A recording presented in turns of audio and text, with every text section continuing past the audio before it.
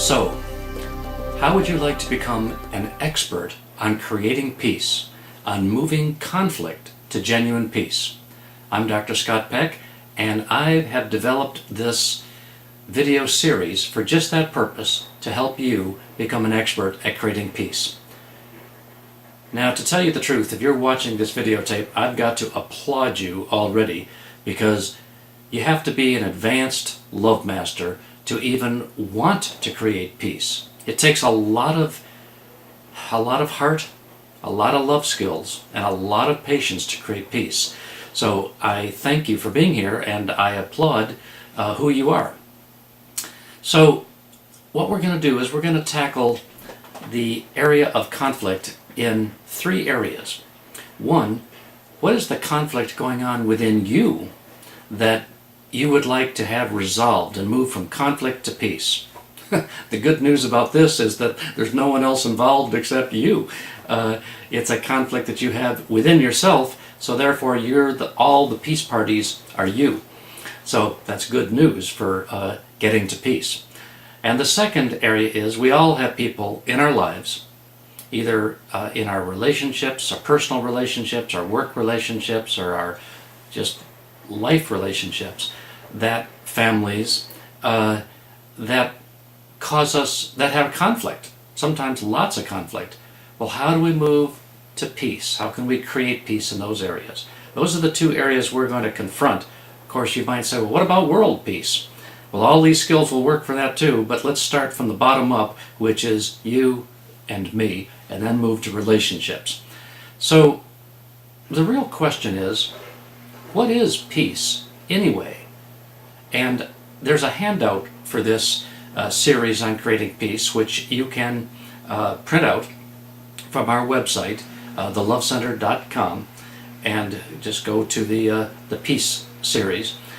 And it's behind me as well. And I want to just talk about this because so many people think that peace is the absence of conflict. Think of someone who is being abused, physically or emotionally abused. It might seem like peace is that abuse has stopped, that it's not taking place anymore. But that's not really what peace is.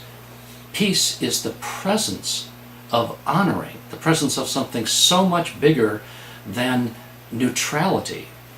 To be truthful with you, neutrality is not peace. But how many of you have experienced neutrality in your relationships or even within your own heart? That doesn't feel that great, does it? So look with me as we go across this chart. Moving from conflict to genuine peace.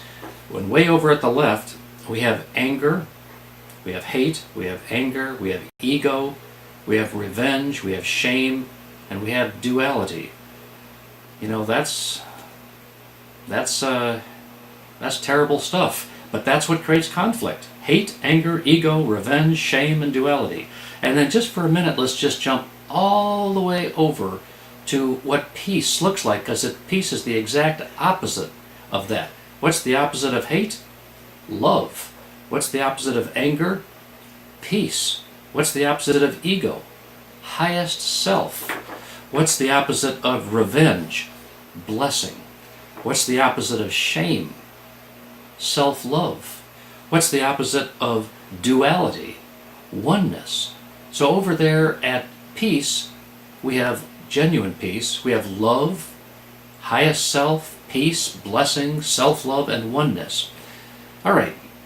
It's important to understand this continuum because as a peacemaker, we're going to be moving people from the left side to the right people, moving ourselves from the left side to the right side.